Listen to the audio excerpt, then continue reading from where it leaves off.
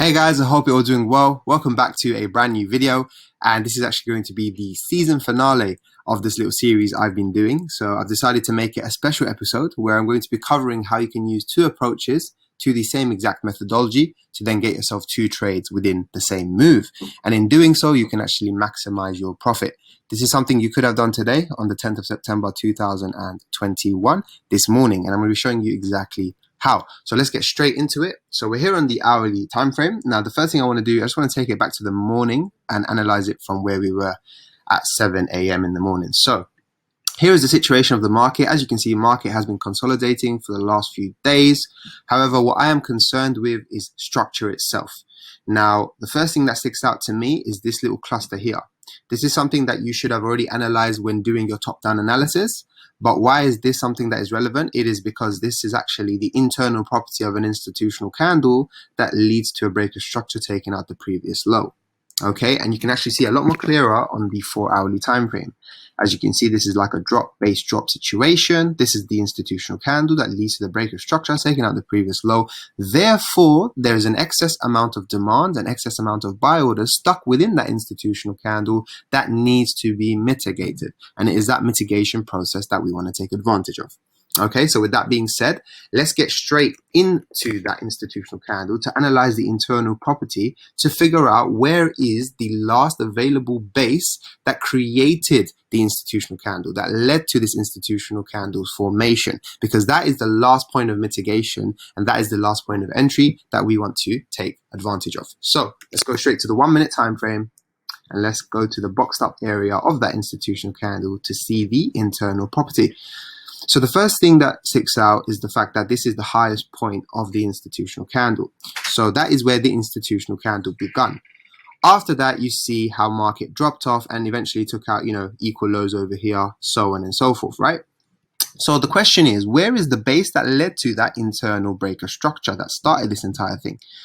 So as you can see over here, there is a drop, base, drop.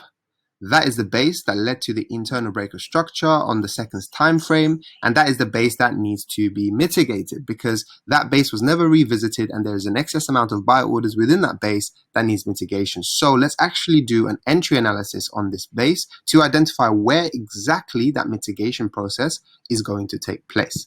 So I've boxed it up and I'm just going to get my volume tool and I just want to see where is all the buy orders that are stuck inside this base. Okay, so let's actually go straight into it. And as you can see, the buy orders are nicely scattered out and there's a high of 508.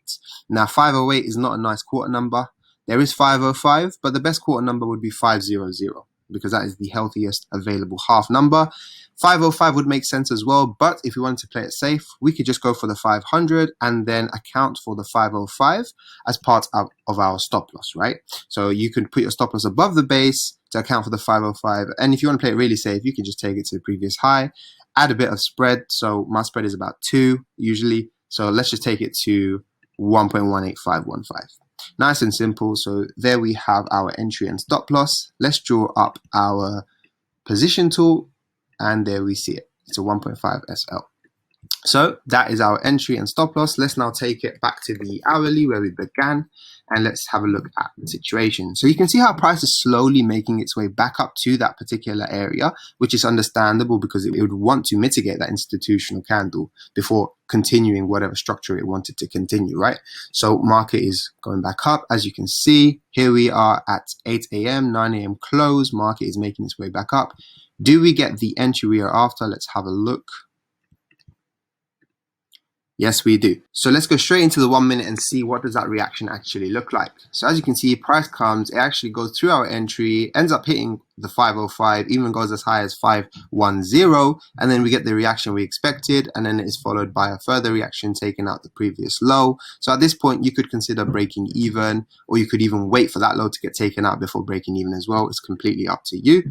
But the question now becomes, what is the internal base of the reaction? You see, this reaction that is taking place has led to an internal breaker structure taking out the previous low. Therefore, it has transitioned from a high demand market into now slowly a low demand market and a high supply market. So we need to know, where did that transition take place? AKA, we need to identify the base that led to the internal breaker structure upon the reaction. Now, what sticks out to me is this base drop that took out the previous low. That little base section has yet to be mitigated. Therefore, there are going to be a few buy orders inside that base that need breaking even. So let's actually analyze the internal property of that base. So we've boxed it up and we're just going to look at the volume inside it yet again. So let's have a look. Okay, let's extend it as much as possible. Right, so here we have it. So as you can see, there are scattered buy orders from top to bottom. And what we are concerned with is the higher end, because we want to see a full mitigation. Now you can see it goes all the way up to 9.6. Again, 9.6 is not a nice quarter number. 9.5 is available, and then you have 9.0. Yet again, 9.0, if you wanted to play it safe, you could take the 9.0, and then you could account for the 9.5 in your SL. Or if you wanted to be super accurate, you could go for the 9.5, but you risk missing entry completely. So what we're going to do is we're going to put our SL on the high prior to give us that breathing room. Let's account for our 2 spread, and boom, that is our stop loss at 505. Let's draw up our position. There we have it, 1.5 pip SL again. And now let's see if we can catch the base mitigation upon the reaction of the higher time frame. And there we have it. So we get the entry that we wanted, we get the reaction that we expected. Market starts to drop off. What we want to see is market come and take out the previous low before breaking even. Let's see if that happens.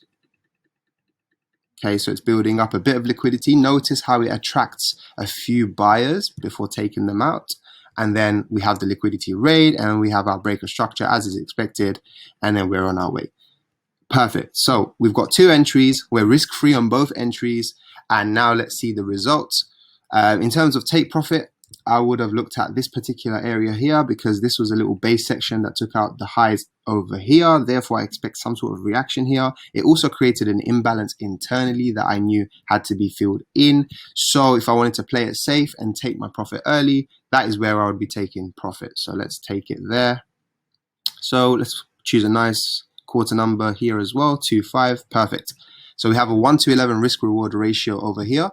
And for the other trade, if you wanted to hold it because you want to close the other one, you could. Or if you wanted to close both at the same place, you could do the same thing.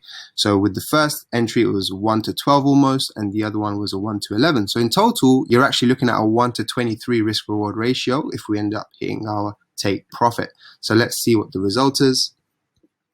Market makes its way down, takes out the liquidity it was building up over a period of time, eventually smashes our take profit, and there you have it. How long would this trade have taken? From the first entry to the take profit, less than 2 hours, and obviously the same for the second entry as well. So there you have it, guys.